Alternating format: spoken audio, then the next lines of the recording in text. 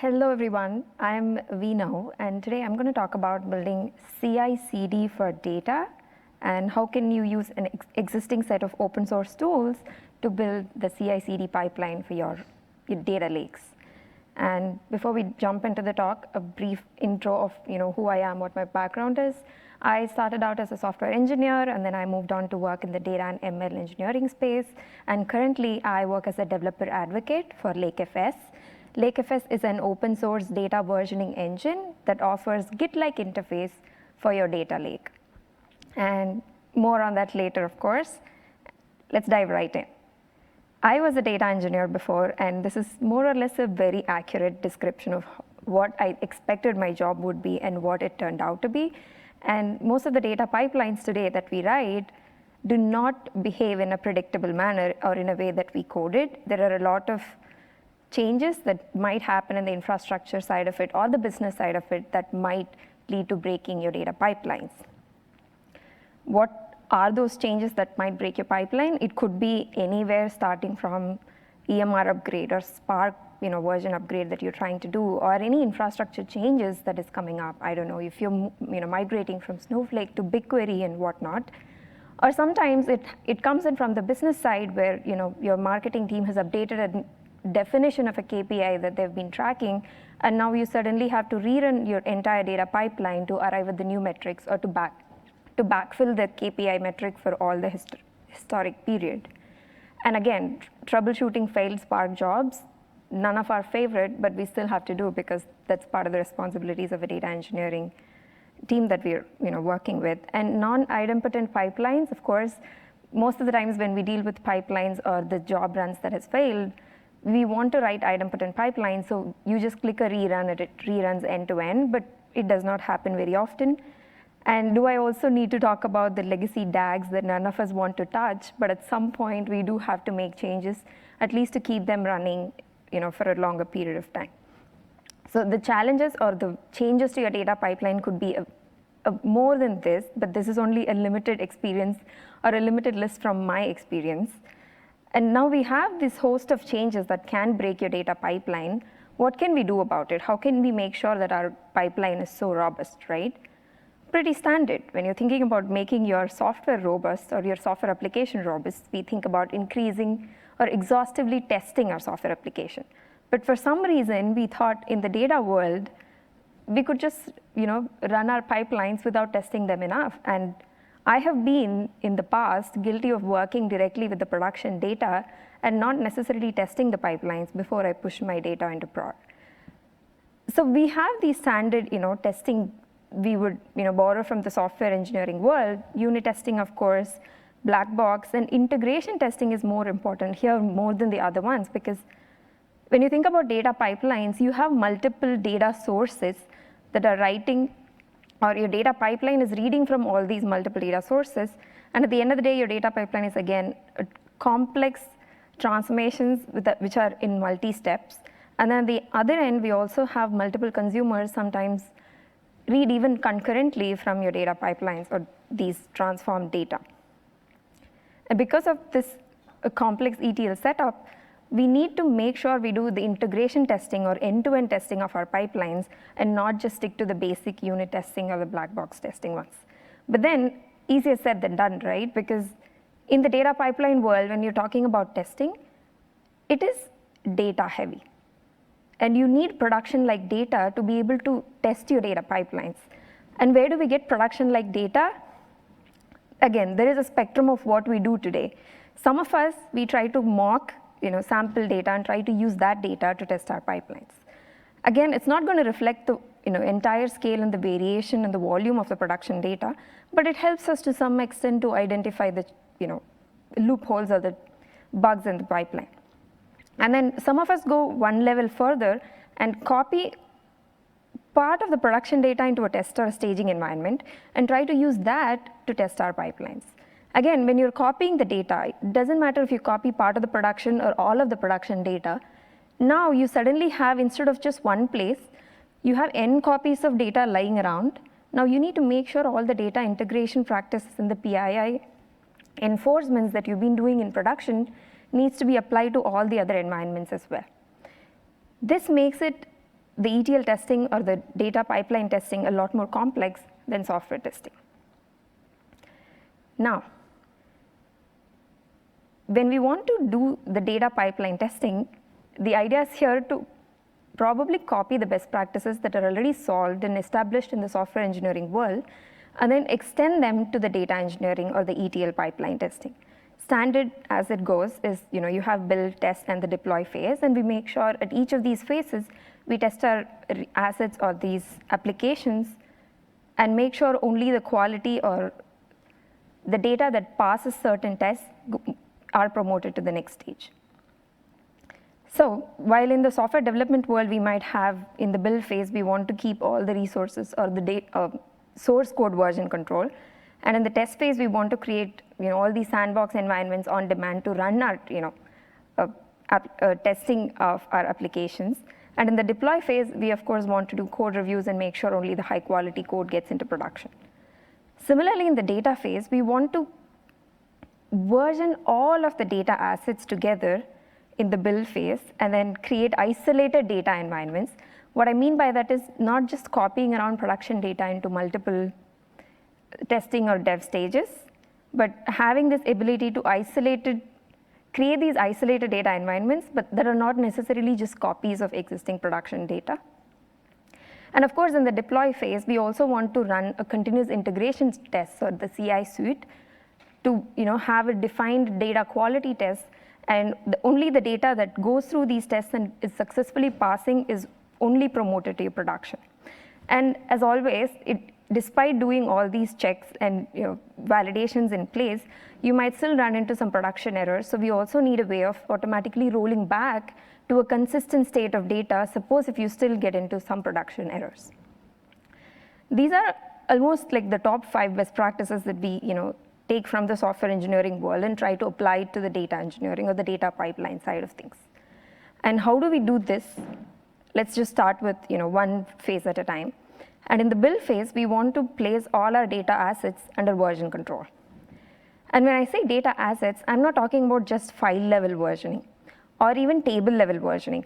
Today we have different open table formats, talk about Apache Iceberg, Hudi, or even Delta Lake, that will give you these table level versioning.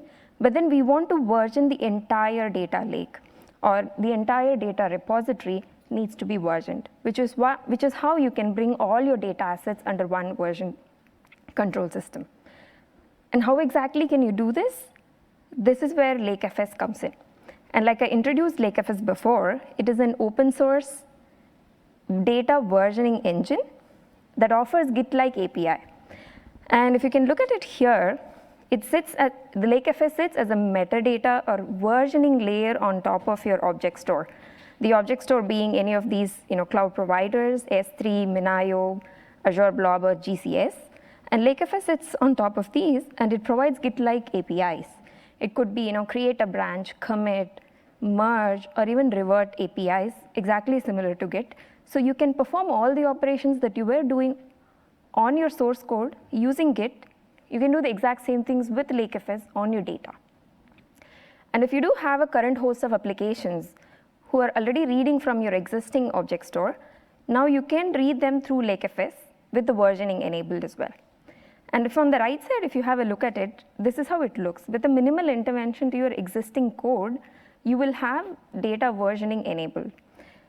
If you look at the S3 path, right, if you already have your data repository under a specific path, by having lakeFS sit in between your applications and your object store, all you're doing is just adding an extra prefix in your S3 path, which is the name of the branch, and it will help you identify which branch a specific data or specific file belongs to. And earlier I talked about creating on-demand data environments without copying the exact data, right? So you can do that by simply doing a branch create. So when you create a branch from your actual data repository, you create these isolated data environments exactly when you need. And to understand how exactly are these branches created, when I create a new branch, am I copying all of the data from production into a new staging or a dev environment? Not exactly. So let's just dive into a quick overview of how lakeFS works inside, right? lakeFS commits are just a bunch of collection of pointers. So you have storage objects underneath, you hash the storage objects, you create a couple of hashes, and then you reference those hashes for each of these commits. So even when you are trying to create a new branch, it's just copying those pointers or copying those hashes of these underlying objects. If you have a petabyte scale data lake, when you're trying to create a new branch, you're not copying, again, petabytes of data into another bucket. You're just copying pointers to those. And of course, the minute you start changing the data that's underneath, let's say you deleted an object and then committed it, at that time you want to delete the object reference as well. And if you write something new, lakeFS also does copy on write, so it is available for the future commits. So by sharing these pointers, it is not necessarily copying the data from one branch to another. It's just all the branches refer to the same pointers underneath. Now, if you think about it, if you want to create a new test data environment, all you need to do is create a branch. And even if you have petabyte scale data lake, because this is a metadata only operation, like a pointer only operation, it would only take a few milliseconds. Instead of copying the production data, which would take at least hours, you would take a quick coffee break and then come back, okay, it's done, now I can start working. And in times like today, when we are trying to optimize costs with everything, the storage costs and the performance savings on the storage also would be drastic if the size of your data lake is going to be bigger. Now, off to the next stage. Now we know how to version our data assets using a versioning engine. Now, after the testing stage, what exactly do we need? We want to create these isolated data environments on demand. And isolated data environments are nothing but lakeFS branches, because every branch is an isolated environment for you to run whatever experiments or tests you want to run. And if you are a data engineer, you may want to create a new branch every time new data gets ingested. So instead of putting them in main directly, you can put them in an ingestion branch or call it a staging branch. All the new data goes into staging. Now you can have whatever suite of quality tests you want to run, and only if they are successful, you can merge them into production, which is here the main branch. And just like Git, lakeFS also has branch protection rules enabled. So you can have these rules defined for who can access main or who can directly merge into main and so on, which means you have a lot more control over the quality of data that is being promoted to production. Not just anybody can tinker with production data directly. And again, the experimentation is usually for the ML use cases. If you're a data scientist or an ML engineer who is running multiple experiments, trying to identify what algorithm gives you the most accuracy, you can branch out of the training data which is sitting in production. And for every experiment, you can create new branch and then run your ML experiments on that branch. And at the end of the day, whatever branch or whatever model gives you the highest accuracy, you could just push those models into production. This way, you're just making sure the highest or the winning model is being deployed to production. These are again a couple of use cases of how you can use this isolated data environments using lakeFS branches. Depending on whatever other use cases you may be thinking of, you can leverage these Git-like APIs for that as well. And now, the next step further is, so you do have all these tests that are running. How do you make sure that the merge or the create branch happens only when these tests are successful? So lakeFS has these features. They're called lakeFS hooks, which are similar to Git hooks too. So what happens, you can define the rules are the conditions on which you want these operations to be successful. So you can have a pre-merge hook that will run, and only if the constraints are successful, then the merge will be succeeding. If not, it would automatically revert to a previous commit, thus avoiding low quality data getting ingested into production. We will dive a bit deeper on hooks at the later part of the talk as well. Now, so we understood for the testing part, how can we create isolated data environments with these lakeFS branches. Now let's move on to the next part, which is the deploy phase. Deploy phase, like I said, is enabled by lakeFS hooks, because when you want to deploy, you want to run this CI tests, and then only you want to continuously deploy or promote your product to data to your production. And again, here lakeFS supports Python web server hooks, and you can, like it says, the hooks at the end of the day is an YAML file, and you can define whatever constraints you want for each of the branches. So you can say main branch can only have Parquet files and not CSVs or JSON, or only this person can merge into main, and all the rules can be defined in the YAML. And it's not just that. You can also define a set of tests that you want to run. You can have custom suits, or you can even integrate with Great Expectations, Soda.io, or any other data quality tools that you may be working with. And lakeFS hooks is just a framework for you to define your own conditions and tests. So if you have existing suite of tests that you want to migrate to lakeFS hooks, you can do that as well. And yeah, so here is an example of a YAML file that you want to put together for the hooks to run. And here I'm going to make sure that only Parquet files are in production. So I'm just going to define the condition that I want a pre-merge hook on the main branch. And what am I going to actually test it on? I want to make sure the format validator is running, and I have my own Flask web server running in a specific URL.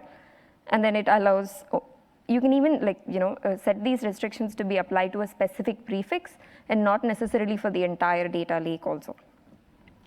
And as you can see on the right side, by defining these rules, the pre-merge hook will run before every merge, and then it will only allow certain data that follows these rules into the production. And as we've already touched upon the rollbacks as well, you don't have to, like say for example, most of the time what happens when you have an issue in production data, right? You have on-calls in place, and you also need to figure out and basically troubleshoot and debug what happened. Why is there something, maybe a spike in a number in a dashboard and whatnot. And the first thing you can do with this setup when you have data versioning enabled is, like we always do in Git, you just revert back to the previous commit and you have a consistent state of data. So your internal or external data consumers can continue to consume the data without any interruption while you're trying to figure out or troubleshoot what's going on in the production data.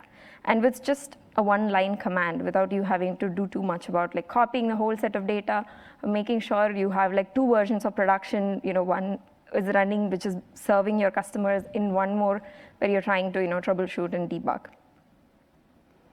And just quick recap of how exactly will your data lake look when you have lakeFS. First thing is you have time travel option. You can easily revert corrupted data whenever there is. It doesn't matter in which environment it is. All you need is a simple lakectl revert, one-line command. You go back to the consistent state of data. And the second is, of course, you can safely test your data pipelines by creating an isolated environment from your production. This way you have production-like data, in fact, actual production data, but in an isolated environment, so you're not risking it. You're not affecting your consumers consuming your production data. It's just completely isolated for you to run your own tests. And the third is, again, you do create these production identical branches, but then you can also run your own set of tests to make sure the data quality is in place. Because today, data quality is one of the top challenges for all the data teams that we are dealing with or working with. And you can use lakeFS hooks to enable that as well. And that's all I had. And like I said, lakeFS is an open source project. And we have a thriving community of users, contributors, and also organizations who use lakeFS. And if you are interested, feel free to sign up on the Slack. And yeah, if you have any other questions, I'm here to take them. I got one question. How do you make sure that you don't drop production data? Like say you had a dump that happens maybe daily or something. And it automatically goes into that main branch, but then you need to revert it. How do you make sure that you don't accidentally, or is it just like a Git commit history? Gotcha. Okay, so the one thing that I did not cover is lakeFS also has a garbage collection, meaning you can set a retention policy. For example, when I say, suppose you have a data in your main branch and you deleted it and you committed it and then you move forward, right? But then if the deletion is by mistake, when you revert it, you want to be able to access it. So every delete is a hard delete or soft delete. So you get to choose, say if your retention was 30 days, that was the soft delete, and if it was above 30 days, then that is gone forever. And you need hard delete because with all the PII and GDPR, you really need to delete the data, not just soft delete them. So yeah, you can set the retention as well.